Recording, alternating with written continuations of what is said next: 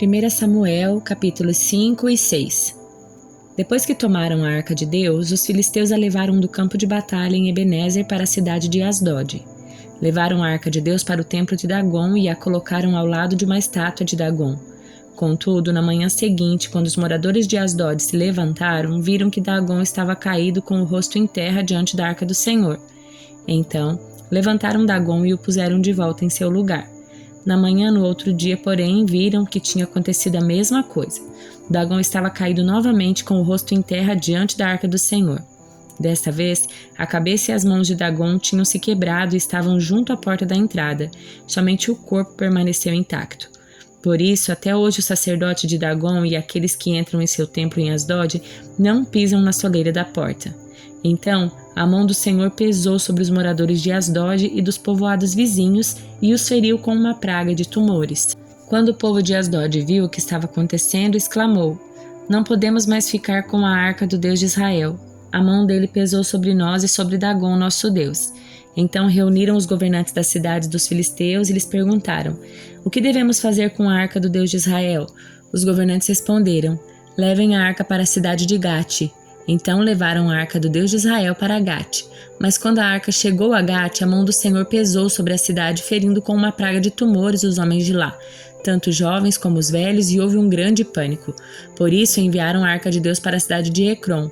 Mas quando os habitantes dali viram que ela entrava na cidade, exclamaram: "Por que estão trazendo a arca do Deus de Israel para cá? Querem matar todo o nosso povo?" Reuniram mais uma vez os governantes filisteus e suplicaram: "Mandem a arca do Deus de Israel de volta para sua própria terra, para que não mate todo o nosso povo, pois a mão de Deus já pesava sobre a cidade e um pavor mortal se espalhava por todo lugar.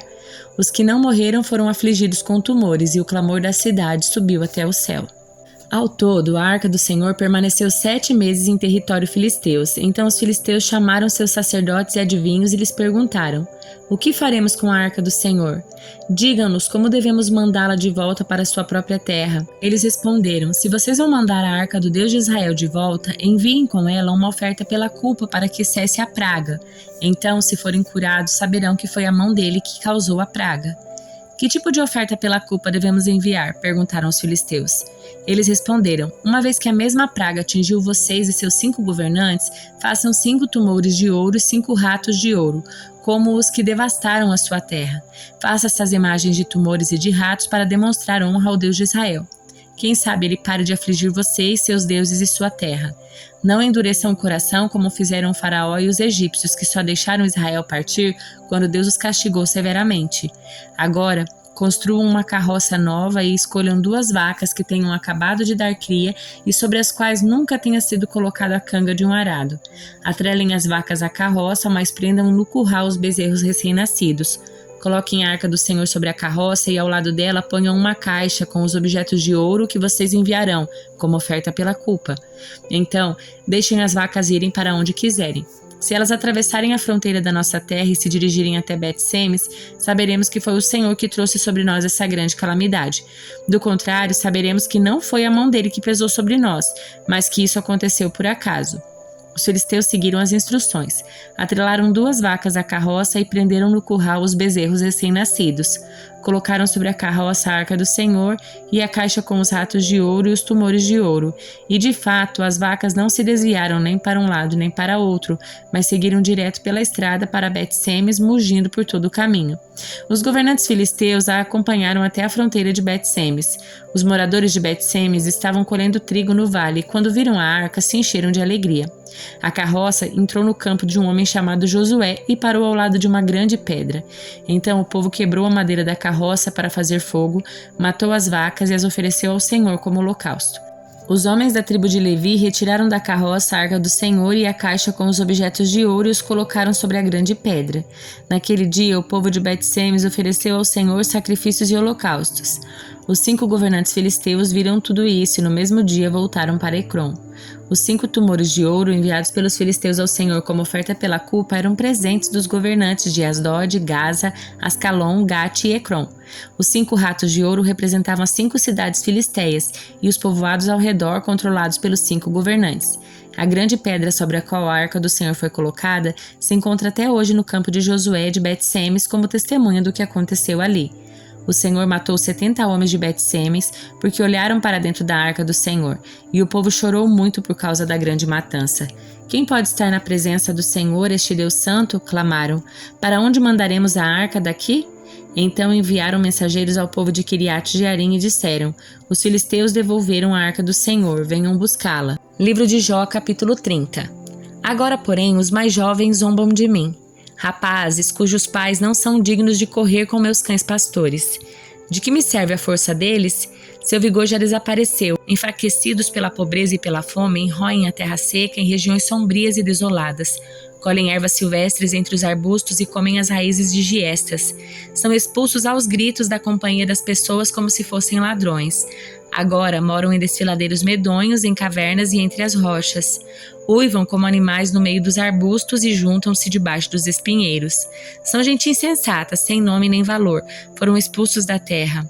Agora divertem-se às minhas custas. Sou alvo de piadas e canções vulgares. Desprezam-me e ficam longe de mim. Só se aproximam para cuspir no meu rosto. Pois Deus cortou a corda do meu arco. Já que ele me humilhou, eles não se refreiam mais. Essa gente desprezível se opõe a mim abertamente. Lançam-me de um lado para o outro e planejam minha desgraça. Bloqueiam meu caminho e fazem de tudo para me destruir. Sabem que não tenho quem me ajude. Atacam-me de todos os lados. Quando estou caído, lançam-se sobre mim. Vivo aterrorizado. O vento carregou minha honra, minha prosperidade passou como uma nuvem. Agora minha vida se esvai. A aflição me persegue durante o dia. A noite corrói meus ossos. A dor que me atormenta não descansa. Com mão forte, Deus agarra minha roupa, pega-me pela gola da minha túnica, lança-me na lama e não passo de pó e cinza. Clamo a ti, ó Deus, e não me respondes. Fico em pé diante de ti, mas não me dás atenção. Tu me tratas com crueldade e usas teu poder para me perseguir. Tu me lanças no redemoinho e me destróis na tempestade. E sei que me envias para a morte, para o destino de todos os que vivem. Por certo, ninguém se voltaria contra os necessitados quando clamam por socorro em suas dificuldades? Acaso eu não chorava pelos aflitos? Não me angustiava pelos pobres? Esperava o bem, mas em seu lugar veio o mal. Aguardava a luz, mas em seu lugar veio a escuridão. Meu coração está agitado e não sossega. Dias de aflição me atormentam. Ando nas sombras sem a luz do sol. Levanto-me em praça pública e clamo por socorro. Contudo, sou considerado irmão dos chacais e companheiro das corujas. Minha pele escureceu, os meus ossos ardem de febre. Minha harpa toca canções fúnebres e minha flauta acompanha os que choram. Carta aos Romanos, capítulo 5. Portanto, uma vez pela fé fomos declarados justos, temos paz com Deus por causa daquilo que Jesus Cristo, nosso Senhor, fez por nós. Foi por meio da fé que Cristo nos concedeu esta graça que agora desfrutamos com segurança e alegria, pois temos a esperança de participar da glória de Deus. Também nos alegramos ao enfrentar dificuldades e provações, pois sabemos que contribuem para desenvolvermos perseverança. E a perseverança produz caráter aprovado, e o caráter aprovado fortalece nossa esperança. Essa esperança não nos decepcionará, pois sabemos quanto Deus nos ama, uma vez que Ele nos deu o Espírito Santo para nos encher o coração com seu amor. Quando estávamos completamente desamparados, Cristo veio na hora certa e morreu por nós, pecadores.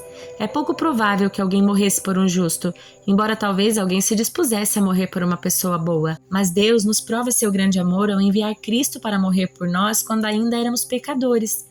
E uma vez que fomos declarados justos por seu sangue, certamente seremos salvos da ira de Deus por meio dele.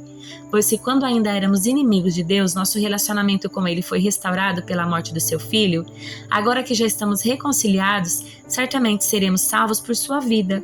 Agora, portanto, podemos nos alegrar em Deus com quem fomos reconciliados por meio do nosso Senhor Jesus Cristo. Quando Adão pecou, o pecado entrou no mundo e com ele a morte, que se estendeu a todos porque todos pecaram. É fato que as pessoas pecaram antes que a lei fosse concedida, mas porque ela não existia, seus pecados não foram levados em conta. Mesmo assim, do tempo de Adão até o de Moisés, todos morreram, incluindo os que não desobedeceram a uma ordem explícita de Deus, como Adão desobedeceu. Na verdade, Adão é um símbolo, uma representação daquele que ainda haveria de vir. Mas há uma grande diferença entre o pecado de Adão e a dádiva de Deus. Pois o pecado de um único homem trouxe morte para muitos. Ainda maior, porém, é a graça de Deus e sua dádiva, que veio sobre muitos por meio de um único homem, Jesus Cristo. E o resultado da dádiva de Deus é bem diferente do resultado do pecado de um único homem, Pois enquanto o pecado de Adão levou à condenação, a dádiva de Deus nos possibilita ser declarados justos diante dele, apesar dos nossos muitos pecados. A morte reinou sobre muitos por meio do pecado de um único homem. Ainda maior, porém, é a graça de Deus e sua dádiva de justiça, e todos que a recebem reinarão em vida por meio de um único homem, Jesus Cristo. É verdade que um só pecado de Adão trouxe condenação a todos, mas um só ato de justiça de Cristo removeu a culpa e trouxe vida a todos. Por causa da desobediência a Deus de uma só pessoa, muitos se tornaram pecadores, mas por causa da obediência de uma só pessoa a Deus, muitos serão declarados justos. A lei foi concedida para que todos percebessem a gravidade do pecado, mas à medida que o homem aumentou, a graça se tornou ainda maior. Portanto, assim como o pecado reinou sobre todos e levou à morte, agora reina a graça que nos declara justos diante de Deus e resulta na vida eterna por meio de Jesus Cristo, nosso Senhor.